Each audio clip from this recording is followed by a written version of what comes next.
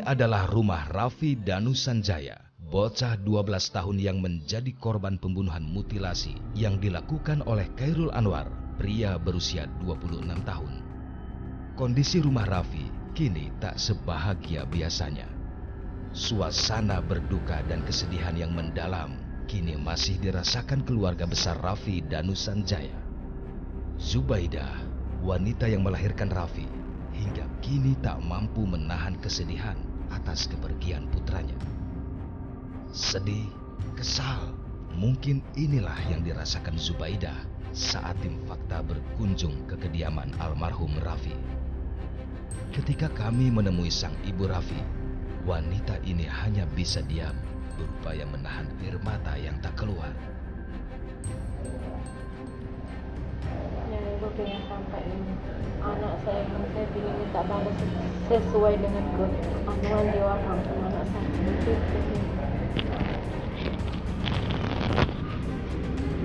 Sehukum lah, setimpal lah.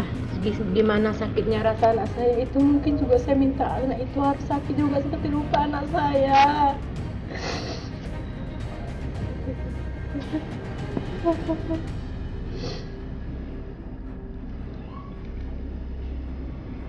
Gak apa-apa, ibu kalau pengen marah, pengen mengungkapkan, gak apa-apa bu, ungkapin ke saya bu. Kalau ada pelaku di depan ibu, apa yang pengen ibu sampaikan? Ya saya ingin bunuh dia juga, seperti dia ngebunuh anak saya.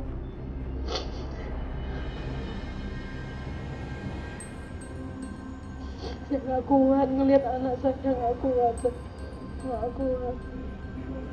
Gimana dia orang merasa mengeluhkan anak saya itu juga, saya pingin rasa kayak gitu dia orang. Pengen bu, sekarang ini ketemu pelaku bu. Pengen sampai dia orang gituin anak saya. Apa salah anak saya? Meskipun kini Raffi sudah tidak ada di sisinya, namun kerinduan Zubaidah akan tingkah laku anaknya masih dirasakannya hingga kini. Apa sih bu yang paling dikangenin bu? Pengen meluk dia, pengen sama dia, pengen meluk dia, pengen melihat dia, pengen ngelihat dia tingkah laku dia di rumah ini. Kepada kami, Zubaidah pun menceritakan bagaimana Kamis pagi itu Raffi meninggalkan rumahnya. Zubaidah tak menyangka jika ada berita yang mengabarkan kepada dirinya ketika sang putra telah tewas di area kebun durian. Itu anak ibu atau almarhum pergi kemana sih bu waktu pagi-pagi itu bu? Dia itu bangunnya jam 5 kurang seperempat. Ya udah bu, ya katanya, mana pisau? Itu kata saya di lemari. Ya jalan ya bu, ya jangan pak siang-siang ya pi pulang. Iya katanya kayak gitu. Ya udah kata saya gitu, ayo nah kita ke pasar sekalian cari susu. Ya ayo pulang dari susu itu bapaknya bilang, mana Raffi lagi di ladang. Kenapa? Katanya Raffi itu udah mati. Mati kenapa? Mati katanya, kok bisa dia mati? Ya mati. Itulah yang saya ngebayang, saya sampai ya Allah kata saya. Kaget dong bu pasti. Iyalah, bukannya kaget-kaget lagi, udah shock sayanya mikirin dia. Terus ibu langsung ke sana tuh bu ya? Ibu nggak kuat lagi, bapaknya yang ke sana.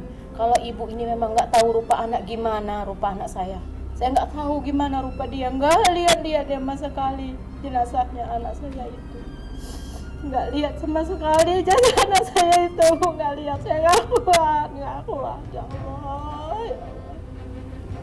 nggak kuat saya ngelihat jenazahnya anak saya itu. Muzakir yang merupakan paman almarhum tak menyangka jika keponakannya tewas dengan cara yang mengenaskan.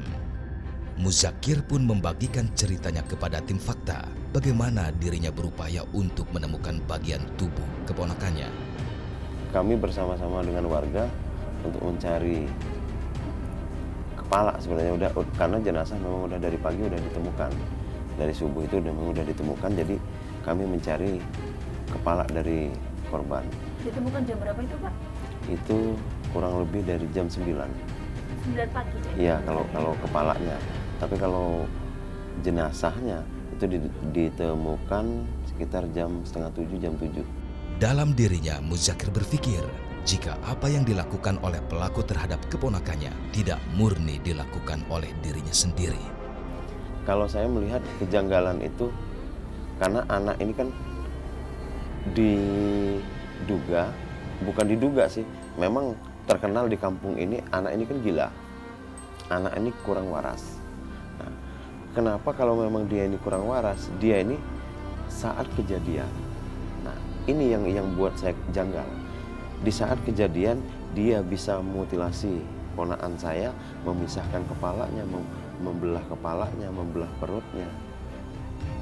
Kalau memang dia ini gila, apa dia ketemu untuk menyimpan potongan tubuh itu dengan rapi dan sebagainya.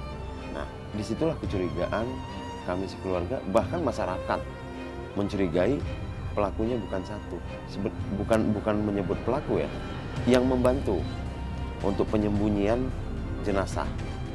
Kini, Zubaidah tidak lagi bisa merasakan pelukan hangat dari sang anak yang telah tiada.